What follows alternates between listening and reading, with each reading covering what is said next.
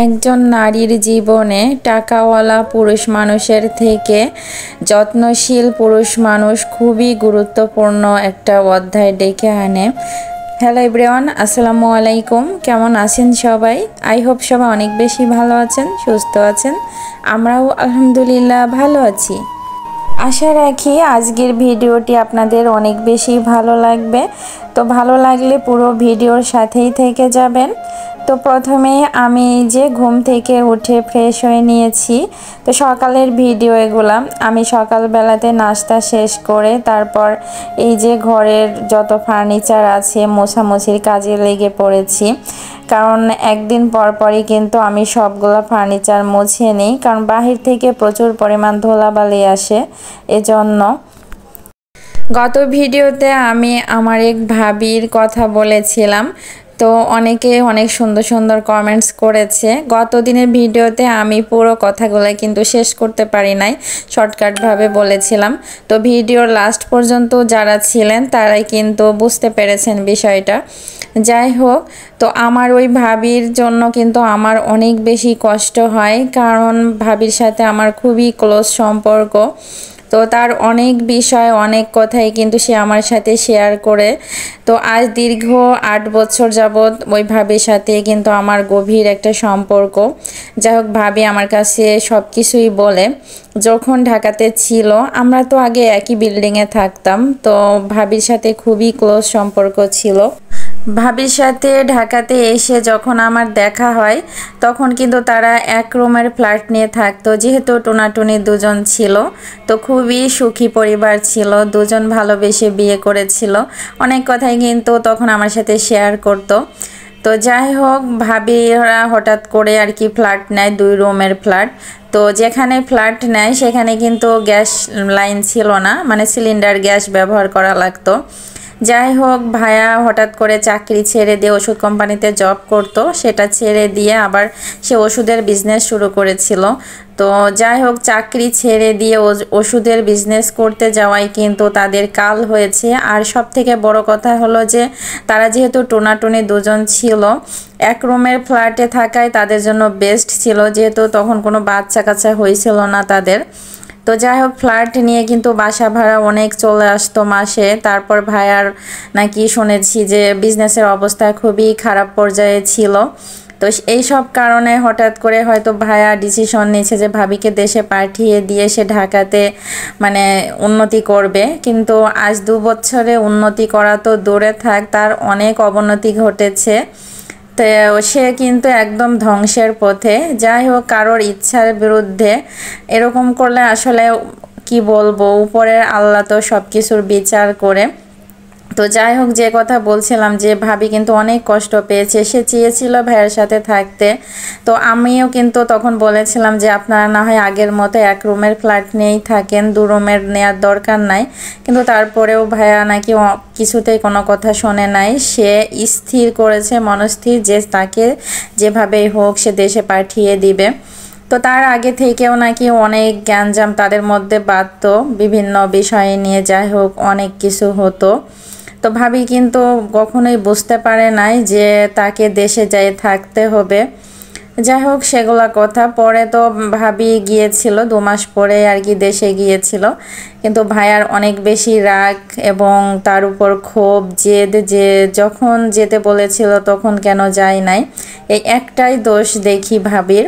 যাক, ভাবিও সেটাই বলে যে এই একটা দোষের কারণে সে আমার সাথে মানে ভাবির সাথে সে কথা বলে না। মানে এই যে 2 বছর হয়ে গেছে, 2 বছরের মধ্যে সে 2 বছর ধরেই কিন্তু ভাবির নাম্বারটা ব্লক করে রেখেছে, তার সাথে কোনো যোগাযোগ রাখে না। অনেক দিন পর পর নাকি শুনি যে বাড়িতে যায়, বাড়িতে গিয়েও সে বইয়ের কাছে থাকে না, মায়ের ঘরে থেকে চলে আসে।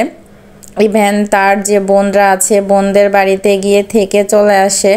তো স্বামী স্ত্রীর মধ্যে এরকম সম্পর্ক থাকলে খুবই করুণ মানে অবস্থা হয়। যাই হোক, মেয়েটার অবস্থা খুবই খারাপ লাগে। আর ভাবি হঠাৎ করে আসছিল, আমাকে ফোন দিয়ে বলল যে আমি ঢাকাতে আসছি, আপনার ভাইয়ার একটা খোঁজ পেয়েছি, সে ঢাকাতে অমুক জায়গাতে আছে। তো আমার সাথে আর কি খুঁজতে চেয়েছিল। তো আমরা দুজন মিলে অনেক খোঁজাখুঁজি করেছিলাম, কিন্তু লাস্ট পর্যন্ত পাই নাই। পরে ভাবি হতাশাগ্রস্ত হয়ে সে চলে যেতে চাইছিল, যে বলল যে ভাবি আমার তো অনেক টাকা পয়সা নষ্ট হলো, আজ কয়েকদিন ধরে আপনার ভাইয়াকে অনেক খোঁজাখুঁজি করলাম, কিন্তু যে আশা নিয়ে ঢাকাতে আসলাম যে আপনার ভাইয়ের সাথে দেখা হবে, কিন্তু সে আশা পূরণ হলো না। আমি ভাবিকে অনেক সান্ত্বনা দিয়ে বললাম, সে কান্না করছিল, অনেক কান্না অবস্থায় আমি ভাবিকে সান্ত্বনা দিয়ে বললাম যে ভাবি আপনি ধৈর্য ধরেন, আর কয়েকটা দিন আপনি থাকেন একটু কষ্ট করে, যেহেতু তার চাচির বাসা ঢাকাতে, চাচির বাসাতেই ছিল। পরে ভাবিকে বললাম যে আপনি থাকেন, দেখা যাক কিছু করা যায় কিনা। পরের দিন আর কি ভাবিকে আমি আসতে বলেছিলাম, যে ভাইয়ার যেহেতু ওষুধের যে ফার্মেসিগুলা, তো ওই সব ওষুধের দোকানে কিন্তু সে ওষুধ দিতে আসে। তো যেহেতু দীর্ঘদিন যাবৎ সে মিরপুরের এখানে ছিল, তো এখানেই ওষুধ সে অবশ্যই দিতে আসবে। তো বিভিন্ন দোকানে আর কি আমরা অনেক খোঁজখবর নিয়েছিলাম, অনেক দোকানদারই কিন্তু তাকে চেনে, কিন্তু কোথায় থাকে সেটা কিন্তু বলতে পারে নাই। পরে লাস্ট পর্যায়ে এক ভাইয়ার কাছে হঠাৎ করে মানে আমরা ছবি দেখিয়ে জানতে চাইছিলাম, পরে ওই ভাইয়াটা আর কি ওই ভাইয়াকে ফোন দিয়েছিল, মানে ভাবির হাজবেন্ডকে ফোন দিয়েছিল যে আপনি আসেন আমার ওষুধের দোকানে ওষুধ দিতে আসেন। তখন আমরা লাস্ট পর্যায়ের দিকে ভাবি মানে চলে যাওয়ার জন্য একদম মনস্থির করেছিল যে কালকে সকালেই চলে যাবে। আমি ভাবিকে জোর করে ঠেকিয়ে রেখেছিলাম, বললাম যে আপনি কান্না করেন না, ইনশাল্লাহ ভাইয়ের সাথে দেখা হবে। তো আল্লাহ আমার কথাটা আর কি কবুল করেছে। পরে দেখা হলো, আমরা প্ল্যান করছিলাম ফার্মেসির যে ভাইয়াটা, ওই ভাইয়ার সাথে প্ল্যান করেছিলাম যে ভাইয়া আপনি আমাদেরকে একটু হেল্প করেন, ভাইয়া মানে ওই ভাইয়া যখন আসবে আপনার দোকানে আপনি আমাদেরকে একটা ফোন দিবেন। তো প্ল্যান অনুযায়ী ভাবি আর কি যখন ভাইয়া ওই দোকানে আসে ওষুধ দিতে, তখন আর কি ওষুধের ওই ভাইয়াটা আর কি ফোন দেয়। ফোন দেওয়ার সাথে সাথে ভাবি আর কি বোরকা পরে মুখ টুক বেঁধে গিয়েছিল, গিয়ে আর কি ওষুধের দোকান থেকে অনেকটা দূরে দাঁড়িয়েছিল ভাইয়াকে ফলো করার জন্য। কারণ ওষুধের দোকান থেকে যদি সরাসরি ধরা হতো তাহলে কিন্তু ওই ভাইয়াটার দোষ হতো, এটা নিয়ে অনেক কিছু হতো। পরে ওই ভাইয়াটাকে আমরা দোষ দেব না বলেই আমরা এই ধরনের প্ল্যান করছিলাম যে ভাইয়াকে অন্য জায়গার মানে থেকে আর কি তাকে ধরবো, ওখান থেকে আর কি কথাবার্তা বলা হবে। পরে আমিও কিন্তু গিয়েছিলাম, আমি এক জায়গাতে ছিলাম দূরে আর ভাবি অন্য জায়গাতে ছিল, মানে কাছে কাছেই ছিলাম কিন্তু দূরত্ব বজায় রাখছিলাম। পরে যখন ওই ভাইয়া যখন চলে যায় মানে ওষুধ দিয়ে, তখন আমরা দুজন আর কি তার পিছু পিছু ফলো করে এমন একটা স্থানে যখন কিছু দূর যাওয়ার পরে তো ভাবি হঠাৎ করে ভাইয়ার সামনে গিয়ে উপস্থিত হয়। তো ভাবিকে দেখেই সে অবাক হয়ে যায়, অবাক হয়ে যে যাওয়ার তো অবস্থা মানে কি বলবো, ভাইয়া তো ওখান থেকে পালিয়ে যাওয়ার জন্য অনেক চেষ্টা করছিল। তো ভাবি দেখা হওয়া মাত্রই বাচ্চাটাকে কোলে দিয়েছিল, যেহেতু 1.5 বছরের বাচ্চা। তো কি বলবো আসলে জন্মদাতা পিতা হয়ে এসে বাচ্চাকে কোলে নিয়েই 5 সেকেন্ডের মধ্যে সে বাচ্চাকে ভাবির কোলে দিতে চায়, সে বাচ্চাকে একটা চিপ চকলেট পর্যন্ত কিনে দেয় নাই। মানে এমন বাবা, মানে কি বলবো, আমি তো অবাক। আর ভাবি আগেই আমাকে বলেছিল যে আপনি আগেই যাবেন না, যে যখন দেখবেন যে আপনার ভাইয়ের সাথে আমার কথা কাটাকাটি হচ্ছে বা অবস্থা খারাপ পর্যায়ে বা সে চলে যেতে চাচ্ছে তখন আপনি সামনে যাবেন। তো ভাবির কথা মতো আমি যখন দেখছি যে বাচ্চাটাকে দূরে থেকে আমি ফলো করছিলাম, তো যখন দেখছি যে বাচ্চাটাকে কোলে দিয়ে সে সরে পড়তে চাচ্ছে তখনই আমি তাদের কাছে যাই, যে তারপর তাদের কথোপকথন শুনি। ভাইয়া বলছে তোকে কেন ঢাকায় আসতে বলছে, মানে তুই কেন ঢাকায় আসছিস, তোকে কে ঢাকায় আসতে বলছে।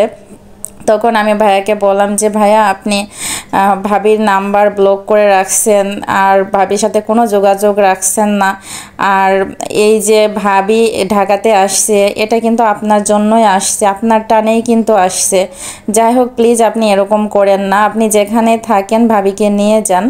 সে কোনো মতেই কোনো কথা শুনবে না, সে বলে মেসে থাকে, আসলে সে মেসে থাকে না, আমাদের বিশ্বাস সে একটা বাসা নিয়েই থাকে। তো যাই হোক ভাবিও অনেক করে বলছিল যে তুমি যেখানেই থাকো আমাকে নিয়ে চলো, তারপরেও সে কিছুতেই নেবে না। ইভেন বাচ্চাটাকে সে বারবার কোলে দিতে চাইছে, এক পর্যায়ে সে ওখানে ভ্যান ছিল, ভ্যানের উপর বসিয়ে রেখে চলে যেতে চাইছিল পাশ কেটে। অনেক রিক্সাওয়ালাদেরকে সে বলছিল ডেকে ডেকে যে যাওয়ার জন্য আর কি। পরে আমরা রিক্সাওয়ালাদের আর কি নিষেধ করছিলাম চলে যাওয়ার জন্য। পরে এক পর্যায়ে আমরা ঠেকাতে পারি নাই, কথাবার্তাও শেষ করতে পারছিলাম না। যাই হোক, যদি সে টাইম দিত তাহলে হয়তো বোঝানো যেত বা বলা যেত। আসলে যে বোঝে না তাকে বুঝিয়েও লাভ নাই। যাই হোক, সে মানে কি বলবো, রিকশায় উঠে সে তাড়াতাড়ি করে চলে গেল। আমরা কিন্তু পরে রিকশা নিয়েছিলাম, রিকশা নিয়ে পরে তাকে আর ধরতে পারি নাই। যাই হোক, এই যে বউ সন্তান থেকে সে পালিয়ে বেড়াচ্ছে, আবার ঠিক মতো খরচপাতি দেবে না, আবার কি করে যে যোগাযোগ নাই তার ওয়াইফের সাথে, এগুলো না আসলে একটা মেয়ের জন্য খুবই কষ্টদায়ক বিষয়। যাই হোক, এরকম হাজব্যান্ড যেন কারোর জীবনে না আসে, এটাই সব সময় আল্লাহর কাছে চাই যে প্রত্যেকটা মেয়ের জীবনের জন্য সব সময় ভালো হাজব্যান্ড জোটে। তো ভিডিওর একদম লাস্ট পর্যায়ে চলে এসেছি। ভিডিও রিলেটেড তো কোনো কথাই বলতে পারলাম না, পরবর্তী ভিডিও নিয়ে চলে আসবো। ততক্ষণ পর্যন্ত সবাই ভালো থাকবেন, সুস্থ থাকবেন। আল্লাহ হাফেজ, আসসালামু আলাইকুম।